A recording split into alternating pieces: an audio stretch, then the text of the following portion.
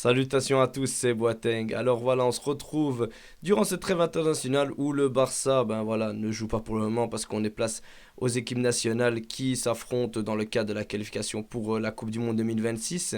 Mais on a eu une chouette interview de la part de Rafinha qui s'est exprimé sur le Barça, sur ce passage à vide, sur le Ballon d'Or et tout ce qu'il en pensait. Et c'est très intéressant parce que voilà, il a évoqué le fait qu'il pensait quitter le FC Barcelone. C'est vrai que beaucoup d'entre nous voulions qu'il quitte le club parce que voilà, il n'avait pas répondu aux attentes, mis à part le déclic qu'il a eu contre le PSG où il met un doublé au match aller et il marque au match retour. Vraiment, il avait fait deux matchs de folie. Et on s'est dit que, voilà, peut-être qu'on pourrait rêver, mais bon, il y avait eu des belles offres d'Arabie Saoudite, on voulait qu'il parte, même de Chelsea. Donc on se dit, voilà, il nous faut Nico Williams, il faut que Rafinha parte, c'est bon. Et le temps lui a donné raison, et enfin, surtout que voilà, là maintenant on n'a plus envie qu'il se casse, et là, il est quasiment prétendant pour être ballon d'or, et il fait une saison extraordinaire. Donc, il s'est exprimé en disant: j'ai pensé à quitter Barcelone après la Copa América car je ne me sentais pas bien mentalement, jusqu'à ce que Flick m'appelle. Cette période a été très agitée. Chaque jour, il y avait des rumeurs disant que j'allais rejoindre telle ou telle équipe. Les choses ne sont pas passées comme prévu. J'ai fait une saison en dessous des attentes et je voyais les gens réclamer mon départ. Chaque jour, une nouvelle rumeur annonçait mon départ. J'ai sérieusement envisagé de partir, mais Flick m'a appelé et m'a demandé de venir aux entraînements avant de prendre ma décision car il voulait me parler et compter sur moi. C'était un tournant dans ma décision de rester. J'en ai parlé avec ma femme et je lui ai dit: si cet homme est juste et reconnaît le travail d'entraînement, je le convaincrai en une semaine et il ne regrettera pas. Je pense que j'avais raison. Eh ben, waouh, waouh, waouh. Quand on voit tout ça, on se dit, ben, les joueurs, bien évidemment, ils sont affectés par les rumeurs, ce qu'on peut écrire sur les réseaux sociaux, parce que eux le suivent, qu'on le veuille ou non, ils ont des échos sur ce qui est dit, tant de notre côté que sur les médias autres, et ça joue sur leur mental, et c'est clair qu'il a dû être très très solide. Et l'homme qu'on peut remercier pour cette super forme et vraiment ce retour en force, après comme il a dit, cette déception par rapport à son arrivée, ben, c'est Hansi Flick. Hansi Flick a métamorphosé Rafinha et a fait sortir le meilleur de lui-même et a fait sortir ses plus grandes qualités pour le bonheur du FC Barcelone et aussi pour le bonheur de Rafinha. C'est la preuve qu'on a un grand coach, hein. On a vraiment un très grand coach dans notre club parce que sortir un gars qui a autant de complications au FC Barcelone, tu dis que voilà, il n'arrive pas avec le meilleur, vraiment la meilleure des mentalités et le meilleur mental, vraiment, vraiment le meilleur mental pour affronter cette zone qui arrive. Mais le gars, il te le réveille et il t'en fait une machine de guerre. Vraiment, il t'en fait une machine de guerre où tu te dis, mais il va être inarrêtable. Vraiment, il va être inarrêtable. Et c'est vraiment important que tu vois l'importance d'un coach pour l'épanouissement d'un joueur. Avec Xavi, c'est vrai que, surtout à sa première saison, dès qu'il enchaînait des bons matchs, automatiquement il était mis sur le banc.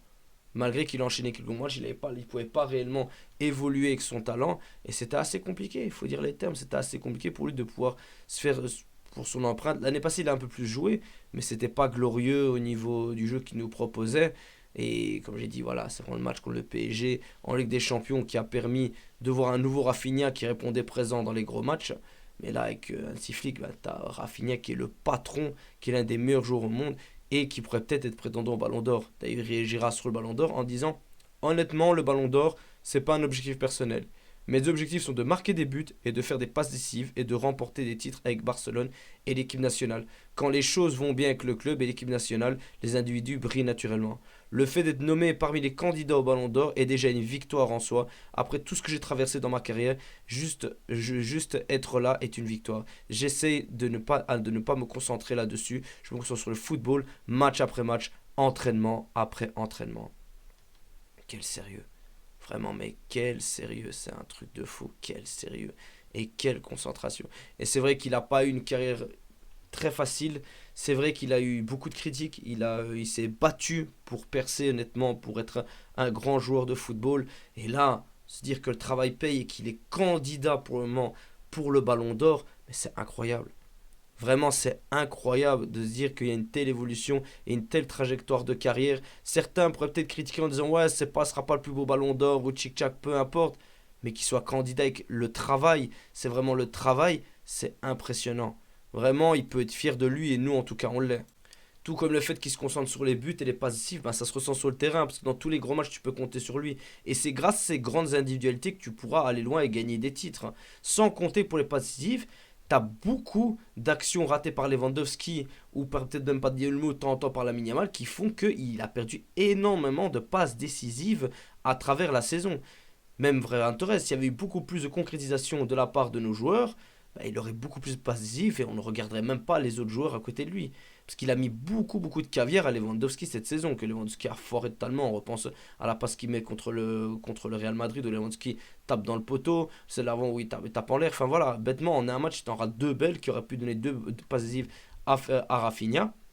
Et tu te dis, ben voilà, c'est incroyable ce qu'il nous offre et qui se concentre autant sur le collectif parce qu'on le ressent. L'apport qu'il a, et même en tant que capitaine de cette équipe, quand il y a eu tous les absents, même si je trouve qu'il a géré ça magnifiquement bien, bah, ça montre vraiment la maturité et le projet qu'il a avec cette équipe et les ambitions surtout. Franchement, il a de grandes ambitions, ça se ressent sur le terrain. Et personnellement, bah, je m'en veux parce que je voulais que Rafinha se casse. On était beaucoup à vouloir le départ de Rafinha et l'arrivée de Nico Williams. Ça, c'est parfait pour notre plus grand bonheur. Rafinha est un joueur qui pèse énormément au niveau du pressing. Le goal qu'il te met bêtement où il se fait tirer dessus contre Benfica par Turpin ou Turbine, je sais pas quoi là, qui lui tire dessus et rentre, bah, c'est grâce à un super pressing qu'il effectue avec Lewandowski et Pedri. Et c'est ça qui fait qu'il apporte énormément. Même tu peux le mettre en 10 en début de saison. Moi, c'est ça qui m'a donné la pucerie. C'est en début de saison que Hansi l'avait mis en 10. C'était quand même pas mal. Et au niveau du pressing et des apports défensifs, il répondait présent. Et c'est ça qui était assez bien. Franchement, tu disais, Rafinha montre un nouveau visage. Il se bat tout le temps. Il se bat. Et dans toute la saison, il ne fait que se battre sur le terrain. Il ne lâche rien. Il apporte énormément. Et c'est ça dont le Barça avait besoin.